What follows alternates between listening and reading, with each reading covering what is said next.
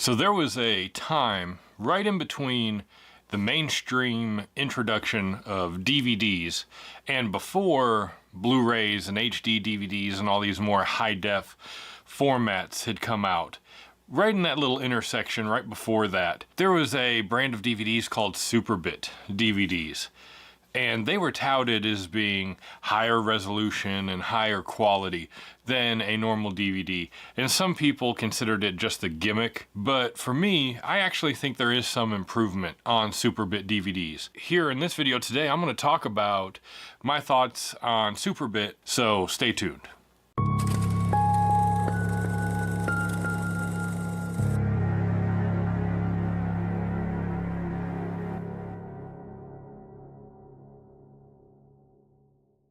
So initially, what are Superbit DVDs?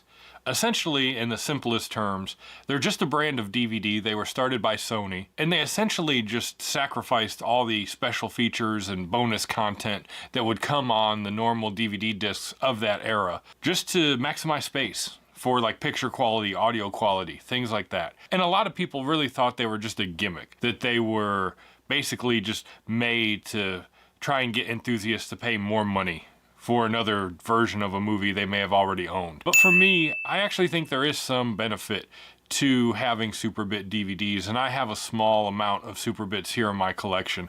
And I actually try and buy them whenever I find them out in the wild for a decent price, just because I think they are kind of cool. First, I just want to say, I don't have any actual equipment to test the bit rates and file sizes and all that sort of stuff. There are some other channels here on YouTube and other kind of like editorial things that were made online on various websites over the years that have discussed whether or not the actual encoding on a Superbit DVD is better than a normal DVD with varying results. I don't really know. And I'm not trying to get into all of that with all the technical aspects and all that sort of stuff. And I'm not even really trying to talk about like the history of Superbit DVDs and, you know, why it was a failed form of DVD media and all that stuff. I'm not really concerned about that. When you look at the actual packaging, for example, for the Anaconda disc, it is very bare bones. It's just a standard snapper case. It has this kind of cool, just very basic metallic silver metal, gunmetal kind of pattern on here, and then it just has kind of poster art, and that kind of goes through the whole line of Superbits up until you get to some of the very last Superbit DVDs that were produced. But it's just very bare bones. The back is very bare bones as well, and the spine is kind of cool. Now this one is actually one of the more recent ones I picked up. I got this at a thrift store. It does not have the slip cover. So when you look, say, here at Bad Boys, this one has the slip cover, and it basically is identical to the actual cover art on the regular DVD case. But what is cool about this is if you get in kind of close and feel, the Superbit logo at the top is embossed, and it's just raised a little bit.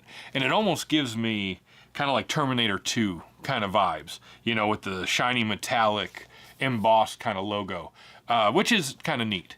But yeah, so this is what they would normally look like. But like I said, my Anaconda disc doesn't have the slip cover because I got that recently from a thrift store. So using Bad Boys as an example, because the Anaconda disc is in the player so you can see the menu behind me, all the discs and everything on the inside, except for a few of the later releases, are pretty much all the same. You get just this basic red disc, which I do like that color of red. It's very bright, very vibrant. You know, it is kind of cool to look at. But it just has kind of the logo, says Superbit, just very basic, bare bones stuff. I believe originally, not all of the ones I have here have these because they're all used. But originally they would come with the little sleeve, little insert that would have the cover art on one side and then the chapter selections on the other. So yeah, this is basically all you would get on a Superbit release, especially the early releases like these. It's very bare bones. There's nothing too extravagant about it. So behind me, I have the Anaconda Superbit DVD. You can see the menu up behind me. It's very bare bones. It does not have any like special features, no bells and whistles, no pageantry, none of that stuff. It's just a very basic background with very basic menus. That was part and parcel for what Superbit was trying to do. But despite the fact that it was very bare bones and very basic, that was not the main selling point on these DVDs for people who did want to buy them.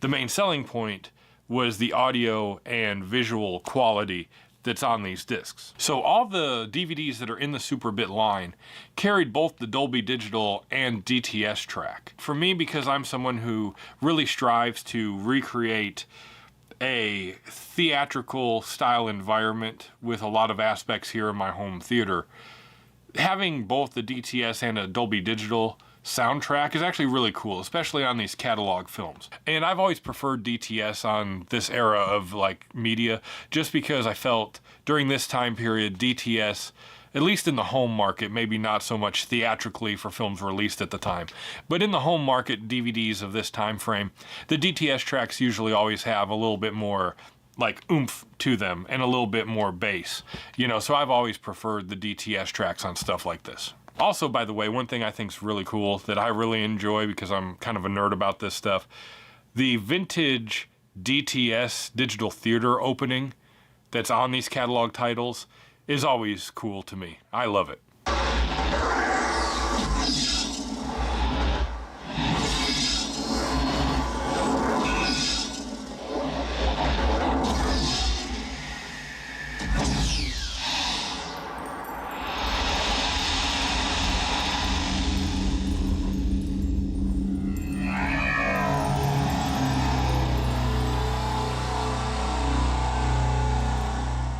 So that's talking about audio, but the picture quality is a whole nother thing. The video quality was supposed to be encoded at a higher bit rate. And I'm not going into all the technical aspects, so I don't know if that's true or not. So if you do a quick YouTube search for Superbit DVD, you're gonna find other channels that have a lot more tech savvy mindsets than I do that can break that stuff down to find out if these discs were really telling the truth or if they really were just a gimmick, which honestly doesn't really matter that much to me. I really enjoy the fact that all the video files that are on these discs look very theatrical to me. They look like a theatrical print. They look like what I remember seeing in my local movie theater at that time and place.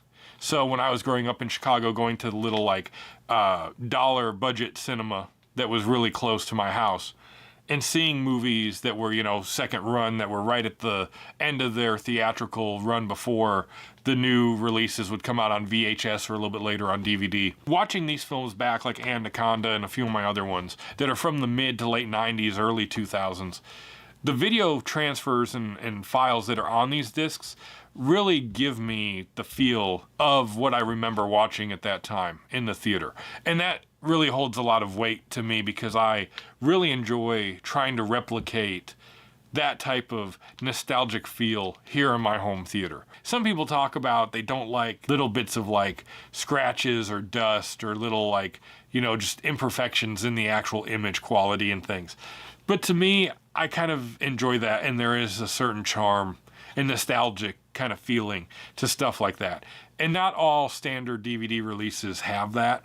A lot of times some standard DVD releases use a lot of like image enhancements, you know, in DNR and like just artifact stuff that comes up through the processing and whatever.